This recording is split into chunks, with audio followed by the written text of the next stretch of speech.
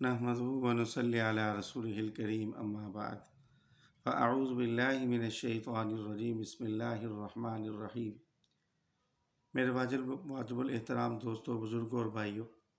اور میری پردہ نشین مائیں بہنیں بیٹیاں، السلام علیکم ورحمۃ اللہ وبرکاتہ۔ رمضان المبارک کا دوسرا عشرہ چل رہا ہے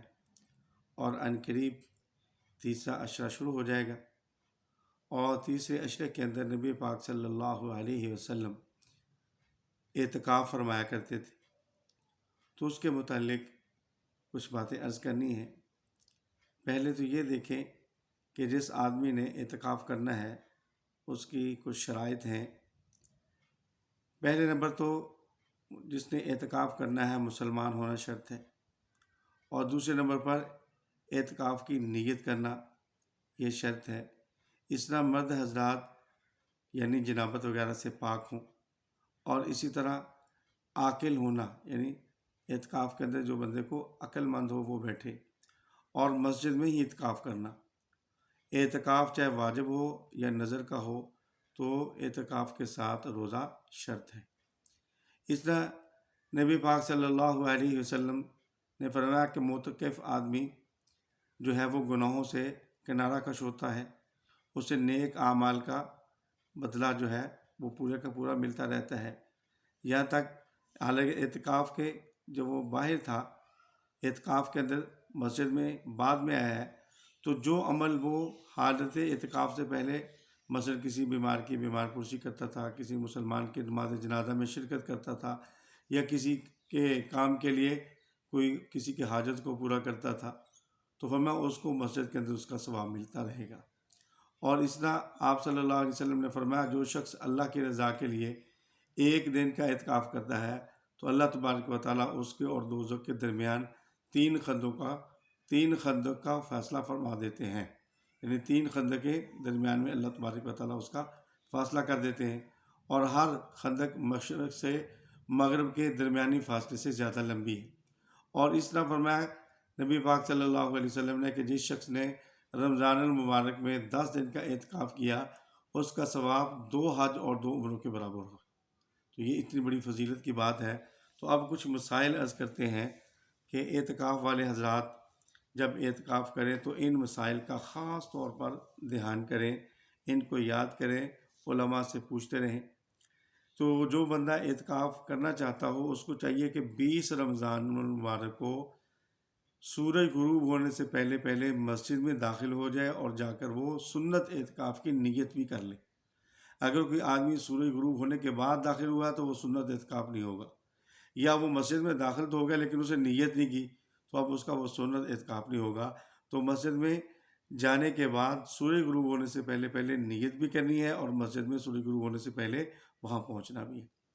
اور اس کے بعد آپ نے شرعی تقاضے کے بغیر مسجد سے اگر باہر جائیں گے تو آپ کا اعتکاف ٹوٹ جائے گا، چاہے آپ بھولے سے چلے جائیں، چاہے آپ جان بوجھ کر چلے جائیں۔ تو یہ یاد رکھیں کہ شرعی تقاضا کیا ہے۔ شرعی تقاضا ہے کہ انسان نے وضو کرنا ہے، انسان نے قضاء حاجت ہے، کھانا ہے، تو یہ شرعی تقاضا ہے۔ یا اگر کوئی آدمی پر غسل واجب ہو جاتا ہے تو یہ بھی شرعی تقاضا ہے، تو اس کو بھی چاہیے کہ مسجد سے جلدی نکلے۔ بعض علماء تو یہ فرماتے ہیں کہ ایک کپڑا لو، جو ہے اس کو بچھاؤ، اس کے پاؤں رکھ کر اس طرح تھوڑا تھوڑا کر کے جاؤ، تو بہرحال یہ بھی ٹھیک ہے، وگرنہ جس راستہ جو قریب بنتا ہے مسجد سے نکلنے کے باتھ روم کی طرف تو وہ نکل جائے۔ تو اس طرح ہمارے ہاں ہوتا کیا ہے کہ اگر کوئی آدمی اس کے پاس کھانا پہنچانے والا نہیں ہے تو اب کھانا لینے کے لیے گھر جا سکتا ہے،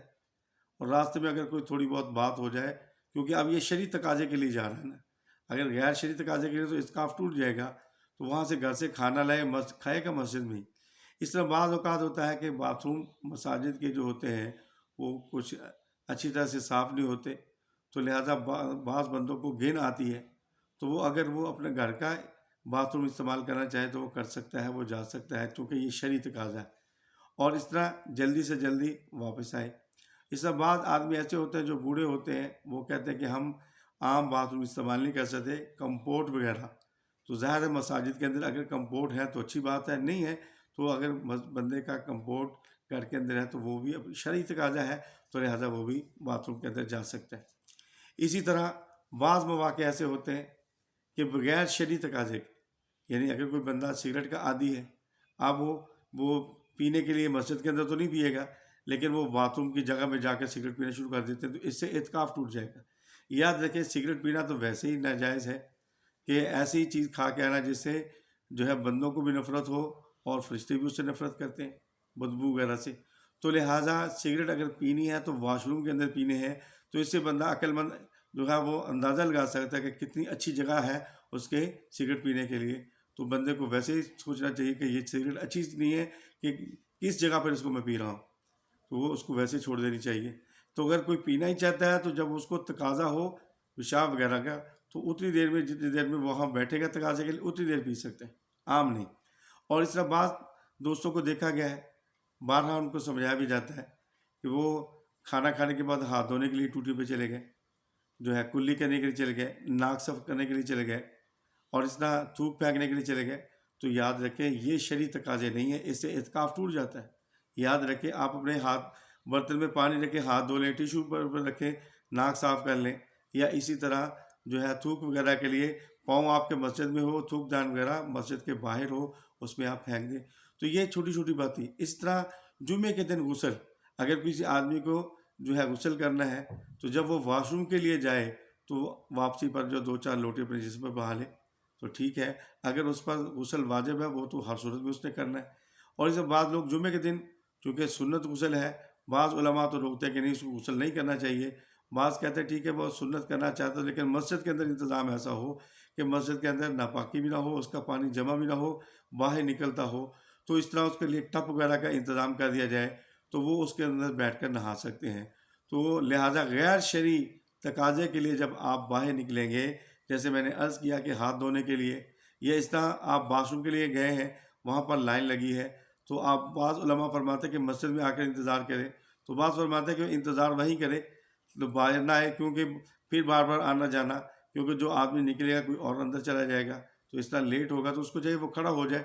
تو اس صورت کے اندر کھڑا ہونا اس کے لیے جائز ہے کہ وہ شرعی تقاضے کے لیے جا رہا ہے۔ اس طرح مسواک کے لیے آپ وضو کے لیے گئے ہیں، وہاں مسواک کرنی ہے تو وہ شرعی تقاضا ہے، تو آپ اس طرح جو ہے روزہ رکھنے کے بعد ٹوٹ پڑا اور وہاں ٹوٹی پہ چلے گئے، تو یاد رکھیں یہ شرعی تقاضا نہیں ہے۔ تو اگر آپ نے وضو کے ساتھ جانا ہے، وضو کرنا ہے تو اس وقت آپ کر سکتے ہیں، گنجائش ہے، لیکن روزے کی حالت میں تو آپ نے ٹوٹ پھوٹ نہیں کرنا۔ تو بہرحال یہ ضروری مسائل ہیں کہ آپ نے مسجد کے اندر ہی رہنا ہے اور اپنے اللہ کو منانا ہے، تو اعتکاف کا معنی بھی یہی ہے۔ اور دوسرا اعتکاف والوں کے لیے ضروری ہے کہ وہ طاق راتوں کو پوری رات جاگیں، تلاوت کریں، ذکر کریں، اذکار کریں، سورۃ قل هو اللہ 200 مرتبہ پڑھیں، تو یہ ہے لیلۃ القدر کی راتوں کو وہ تلاش کریں، عبادت کریں۔ یہی معتکف کا سب سے بڑا مقصد ہوتا ہے کہ وہ لیلۃ القدر کی رات کو پالے۔ اس لیے آپ صلی اللہ علیہ وسلم نے فرمایا کہ رمضان کے آخری عشرے کے اندر لیلۃ القدر کی رات کو تلاش کرو، آخری رات یعنی طاق راتوں کے اندر۔